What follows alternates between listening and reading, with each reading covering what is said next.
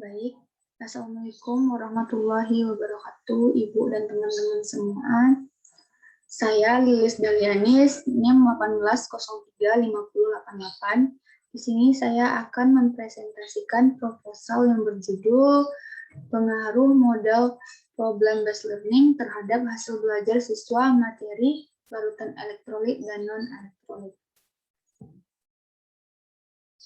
Sebelumnya saya berterima kasih kepada dosen mata kuliah metodologi penelitian, yaitu Ibu Dr. Yerima Desi, SPD MSI, dan Ibu Jonalia Fitriza, SPD MPD, yang telah memberi materi dan bimbingan serta arahan dalam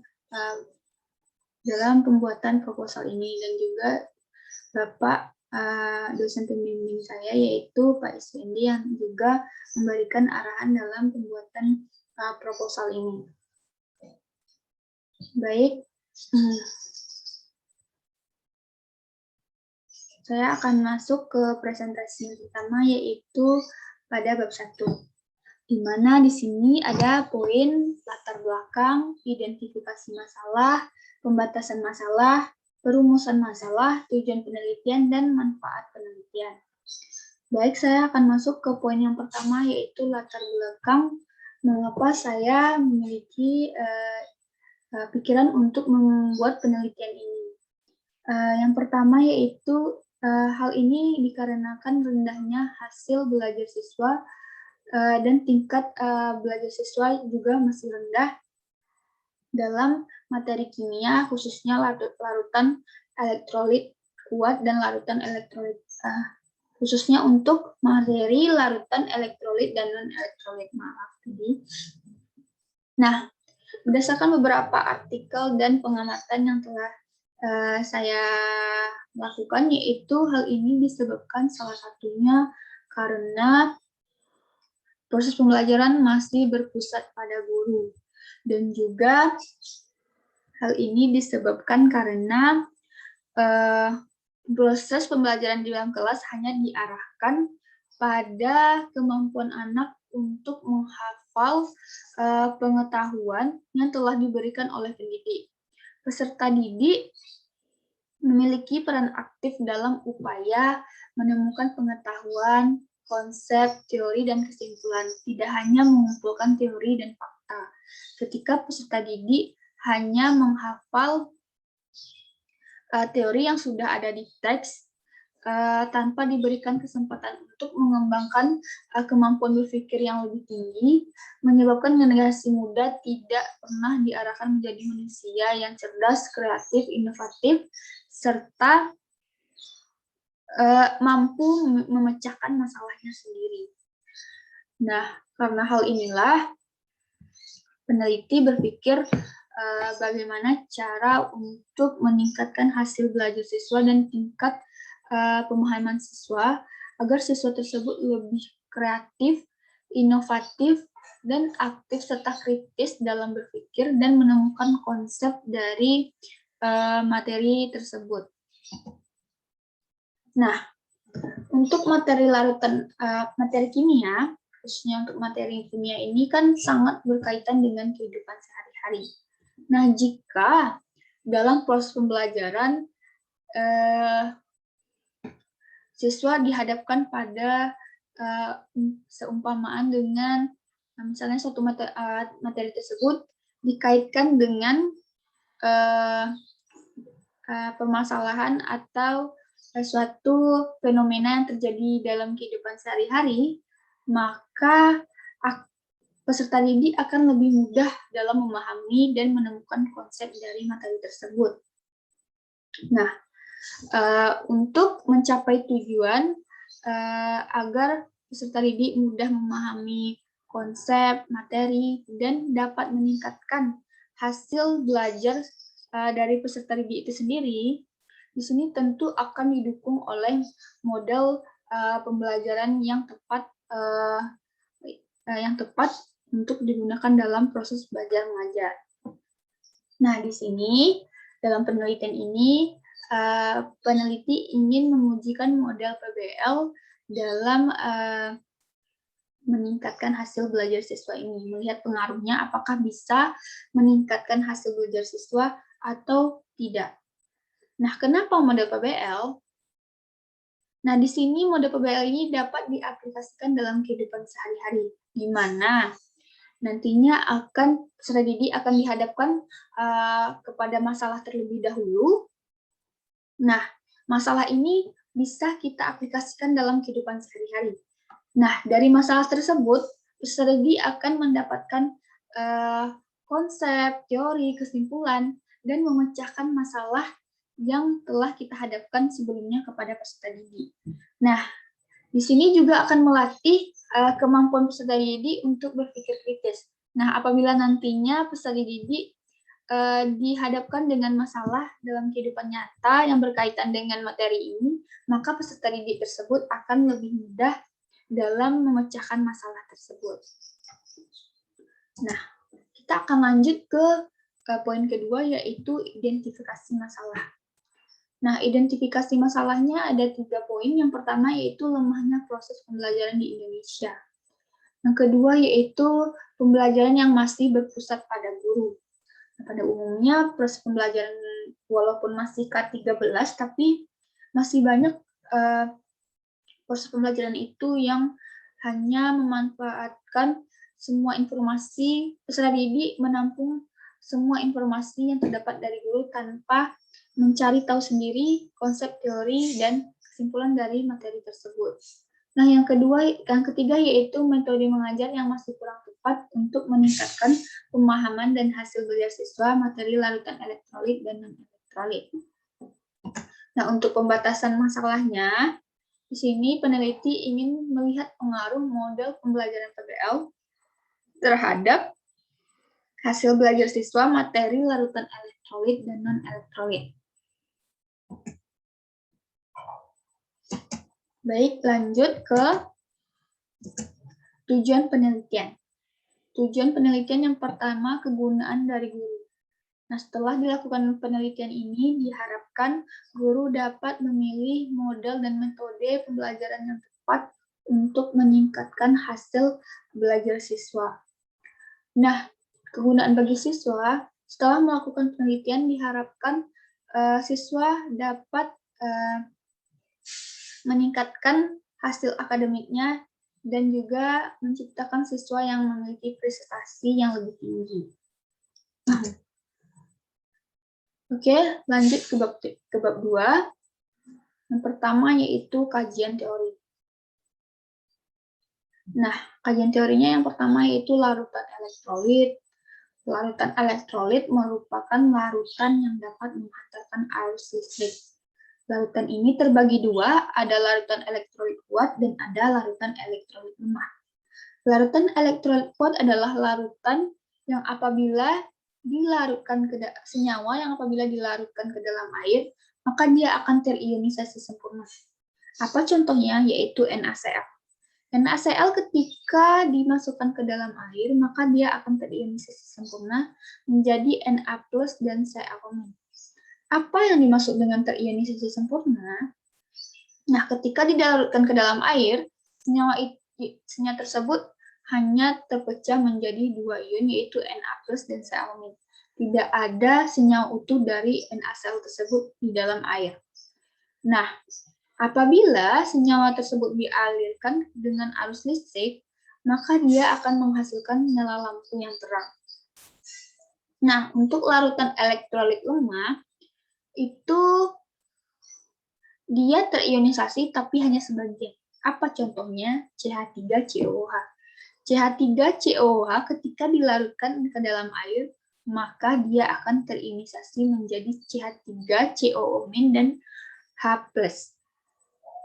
Nah, dalam air tersebut masih terdapat CH3COOH karena reaksi ini bersifat reversible. Apa yang dimaksud dengan reaksi reversible? Adalah reaksi yang dapat balik. Nah, di dalam larutan tersebut masih ada senyawa utuh dari CH3COOH. Nah, ketika dialirkan dengan arus listrik, nyala lampu dari senyawa tersebut bersifat redup. Selanjutnya yaitu larutan non-elektrolit. Larutan non-elektrolit adalah larutan yang tidak dapat menghantarkan arus listrik. Contohnya yaitu heksan. Yang ketiga, kajian teori yang ketiga yaitu model PBL. Model PBL adalah model pembelajaran yang berbasis masalah, di mana nanti siswa dihadapkan dulu kepada masalah. Nah, dari masalah tersebut, peserta didik dapat menemukan teori, konsep, serta kesimpulan, dan cara memecahkan permasalahan tersebut. Baik, kita akan lanjut ke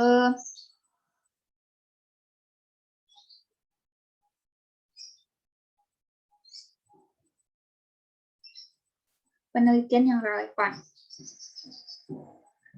Penelitian yang berkaitan dengan penelitian yang telah dilakukan dan berkaitan dengan proposal yang peneliti buat, yaitu penelitian yang dilakukan oleh Tarmizi, di mana di sini melihat pengaruh LKS berbasis PBL terhadap keterampilan berpikir siswa materi cahaya.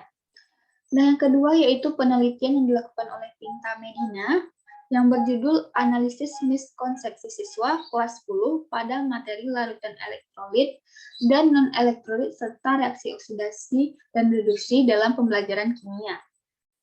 Nah, yang ketiga yaitu penelitian yang dilakukan oleh Miss Pia Romdaniati yang berjudul Pengembangan Bahan Ajar Kimia Berbasis PBL untuk meningkatkan pemahaman peserta didik. Lanjut ke kerangka berpikir, di mana di sini dasar pemikiran peneliti kenapa mengambil judul penelitian ini adalah karena rendahnya hasil belajar siswa. Nah, rendahnya hasil belajar siswa ini peneliti berpikir apakah ini dipengaruhi oleh model pembelajaran, apakah model pembelajaran dapat berpengaruh, model pembelajaran PBL dapat meningkatkan hasil dari belajar siswa ini. Nah, itulah yang menyebabkan peneliti ingin melakukan eksperimen model PBL terhadap hasil belajar peserta didik. Baik, kita akan lanjut ke bab 3.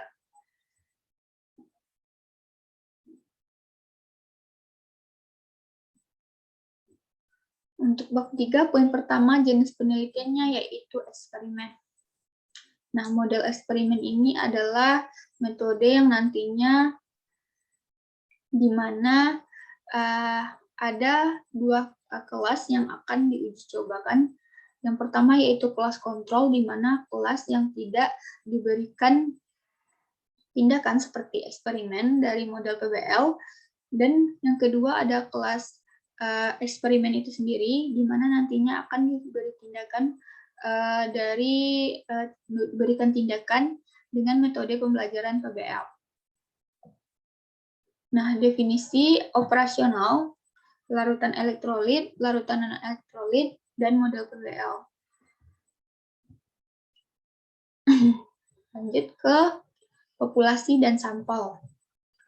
Untuk populasinya, di sini peneliti ingin melakukan uji coba di mana populasinya yaitu SMAN 1H62 Kabupaten Pasaman Barat, Provinsi Sumatera Barat. Sedangkan sampelnya yaitu untuk kelas 10, 10.1, dan 10.2. Yang keempat yaitu variabel dan data. Variabel di sini yang pertama yaitu variabel bebas. Variabel bebasnya yaitu pengaruh model PBL. Yang kedua yaitu variabel terikat. Variabel terikatnya yaitu hasil belajar siswa materi larutan elektrolit dan non-elektrolit. Nah, untuk datanya, untuk data awal, peneliti mengambil nilai hasil ulangan dari peserta didik untuk materi larutan elektrolit dan non-elektrolit. Nah, untuk data akhirnya nanti peneliti mengambil dari nilai post-test yang didapatkan oleh peserta didik untuk materi larutan elektrolit dan non-elektrolit. Nah, untuk instrumen penelitiannya di sini peneliti menggunakan instrumen berupa post-test, di mana post-test ini berisikan pertanyaan-pertanyaan yang berkaitan dengan materi larutan elektrolit dan non-elektrolit. Nah, teknik analisis data di sini terbagi beberapa, yaitu analisis instrumen tes. Yang pertama, tingkat kevalidannya. Apakah data ini valid atau tidak? Apakah instrumen ini, yaitu proses ini valid atau tidak? Yang kedua yaitu reliabilitas. Di sini merupakan analisis untuk melihat apakah soal ini bersifat reliable atau tidak, daya pembeda dan tingkat kesukaran. Nah, soal yang baik itu memiliki itu adalah soal yang tidak sulit dan juga tidak terlalu mudah. Jadi sedang gitu. Nah, untuk analisis awal yang dilakukan datanya yaitu dari hasil ulangan siswa kelas kontrol dan kelas eksperimen. Nah, di sini dari nilai nanti akan diujikan normalitasnya menggunakan rumus statistik C kuadrat. Nah, dari rumus ini nanti akan didapatkan nilai RPBI-nya. Nah, jika nilai RPBI dihitung besar dari nilai RPBI tabel, maka maka data tersebut dikatakan berdistribusi normal. Dan untuk analisis akhir, ini menggunakan data dari nilai post-test yang didapatkan oleh siswa setelah melakukan tindakan, yaitu uji coba eksperimen dari mode PBL tadi. Nah, nilai nanti akan diolah menggunakan rumus C kuadrat juga, di mana rumus ini untuk melihat uji normalitasnya. Dan jika RPBI hitung besar dari RPBI tabel, maka data tersebut dikatakan berdistribusi normal. Nah, baik Ibu dan teman-teman, demikianlah presentasi dari saya. Maaf jika banyak kekurangan. Saya akhiri dengan wassalamualaikum warahmatullahi wabarakatuh.